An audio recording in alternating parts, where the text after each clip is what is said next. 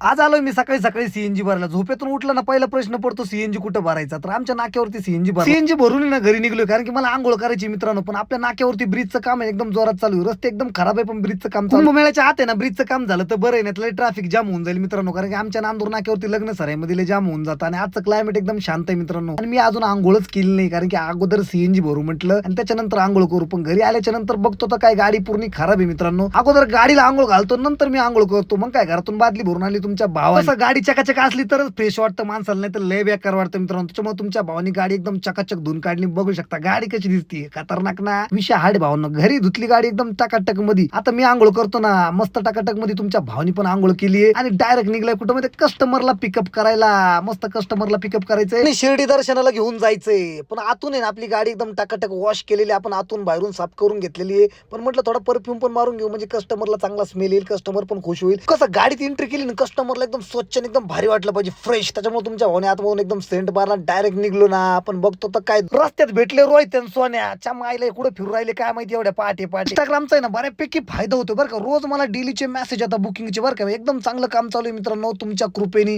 तुम्ही फॉलो करताय, तुम्ही लाईक करताय, तुम्ही शेअर करताय ना, तुमची कृपा आहे. फायनली कस्टमरच्या लोकेशनवरती तुमचा भाऊ पोहोचलाय आणि इथं पोहोचल्याच्या नंतर म्हटलं कस्टमरला एक फोन करून देऊ. कस्टमरला फोन करून दिला. कस्टमर म्हणे टेन्शन घेऊ नका, 5 मिनिटांमध्ये येतो आम्ही. जमाल गोट्याचा चांगला असर व्हायला लागला मित्रांनो बरं का. बघू शकता तुम्ही केस गिस येत आहे मस्त. कस्टमर आले वाटतं. चला आता कस्टमरला घेऊन चाललो. आपलं दत्त मंदिरचं सिग्नल आहे ना कधी मोकळं होईल काय माहिती. कायम गर्दी असते बरं का, कायम जाम राहतं मित्रांनो. आता सिंधपाशीचा टोल आलाय. आता हा टोल आहे ना लोकलला एकदम व्यवस्थित आहे मित्रांनो, काय वाटत नाही. पण अजून दुसरा एक टोल आहे ना तो जरा जास्त आहे मित्रांनो. येऊन जाऊन आहे ना 215 रुपये टोल होतो. थोडासा जड वाटतं पण हरकत. फायनली शिर्डीमध्ये पोहोचलो. इथं पोहोचल्याच्या नंतर आपली गाडी बघितली, फॉलोअर्स लगेच भेटले ना आपल्याला. म्हणे भाऊ तुमच्यासोबत व्हिडिओ बनवायचा. म्हटलं चला टेन्शन ना घेऊ, आपल्या फॉलोअर्स साठी आपण नेहमी तयार राहतो. आपले व्हिडिओ ना फक्त फॉलोअर्स साठीच राहतात. कस्टमरचं वय असल्यामुळे कस्टमरला 2 नंबर गेटला मी सोडून दिलं. म्हटलं मी येतो फॉलोअर्सला भेटून. मग काय आपल्या फॉलोअर्स कडे आलो. फॉलोअर्स म्हणे तुमचे व्हिडिओ खरंच खूप भारी असतात म्हणे. आपले दुसरे फॉलोअर्स सागर भाऊ बोलले चला थंड वगैरे घेऊ म्हणे, तुम्ही लय दिवसानंतर भेटले, तुमचे व्हिडिओ रोज पाहतो आणि जबरदस्त असे व्हिडिओ असतात. महाराष्ट्रामध्ये कुठं पण गेलो ना मित्रांनो माझे फॉलोअर्स भेटणार म्हणजे भेटणार यार. खरंच खूप प्रेम करता माझ्यावर. सागर भाऊ म्हणे एक काम करा गाडी पार्किंगला लावा म्हणजे. काय सागर भाऊ बोलले तिथं पार्किंग करून दिली. सागर भाऊंसोबत मी पण निघलो मस्त. सागर भाऊ म्हणे थंड वगैरे मस्त घेऊन टाकू, काही टेन्शन. नाश्ता वगैरे केला का. म्हटलं भाऊ नाश्ता वगैरे झालाय. भाऊंनी थंड वगैरे पाजला आणि भाऊंचे ना ट्रॅव्हल्स आहे 12 ते 13 गाड्या भाऊंकडे एकदम टकाटक मध्ये शिर्डीमध्ये चालता. भाऊंच्या चांगली गोष्ट आहे मित्रांनो.